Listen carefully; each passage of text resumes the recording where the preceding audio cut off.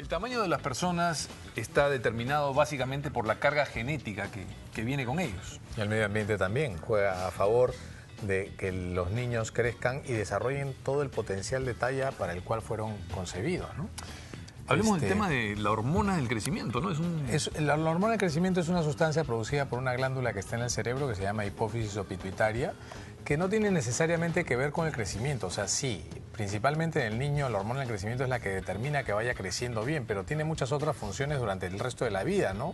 Sobre todo a nivel del metabolismo de las proteínas, mejora la función renal, cardíaca, en fin, todo lo que ustedes ni se imaginan que hace la hormona del crecimiento, pues eso hace la hormona del crecimiento. Vamos a hablar con un endocrinólogo pediatra muy reconocido. Está con nosotros el doctor Carlos del Águila. Bienvenido, Carlos. ¿Cómo estás, Carlos? Un placer tenerte por acá en La Buena Vida. Carlos, ¿qué pasa cuando una persona tiene un déficit de hormona de crecimiento? No trabaja su hormona de crecimiento como debería. Cuando un niño tiene deficiencia de hormona de crecimiento, obviamente lo primero que se va a manifestar en muchos casos no necesariamente es la que deje de crecer, sino cuando nace con la deficiencia, como bien lo ha dicho Pepe, como la hormona juega un papel importante en otras funciones, no regula la glucosa. Es decir, cuando no hay hormona de crecimiento, la glucosa baja y el niño nace y puede tener lo que se llama hipoglicemia. Y dentro del diagnóstico diferencial de hipoglicemia podría ser una deficiencia de hormona de crecimiento que esté escondida por atrás. Después de pasado ese episodio, comienza a desacelerar, ¿no?, en la vida postnatal y se manifiesta por una velocidad de crecimiento bien disminuida.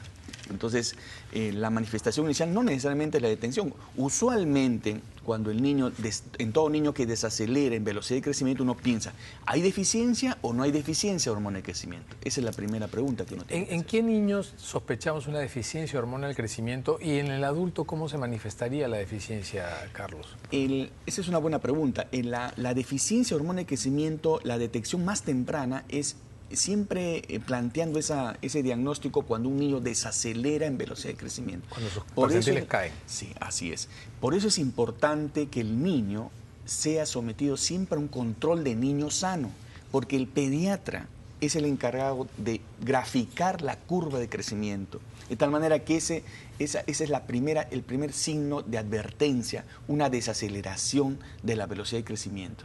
Cuando ya se manifiesta esta, por supuesto el niño va a caer en estatura, va en velocidad de crecimiento y la estatura cae muy por debajo del promedio normal, ¿no? Son niños pequeñitos, son como muñequitos, ¿no?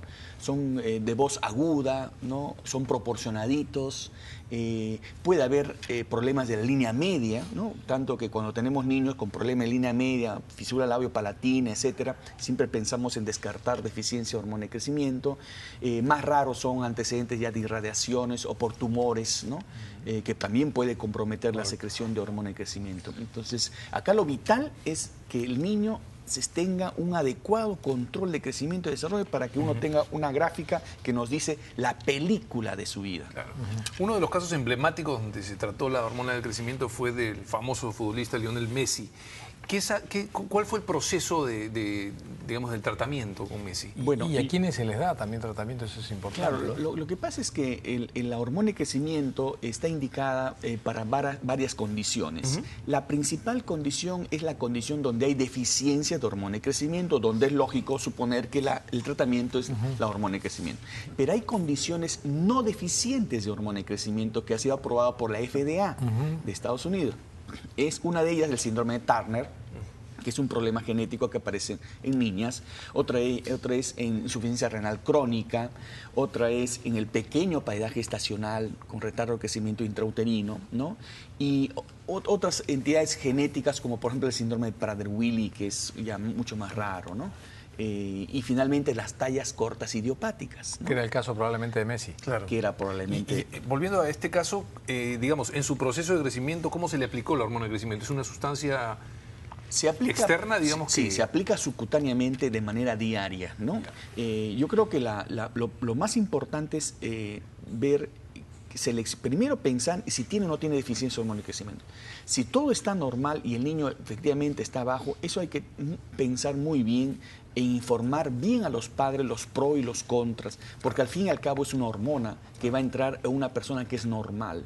Yo creo que hay que tener mucha prudencia en seleccionar qué pacientes podrían eventualmente beneficiarse de esto, pero en consenso, informando bien a los padres, porque también es una aplicación diaria. Sí, claro, claro que sí. Por la noche se hace. Además, Carlos, un placer. Gracias por la ayuda que nos has dado.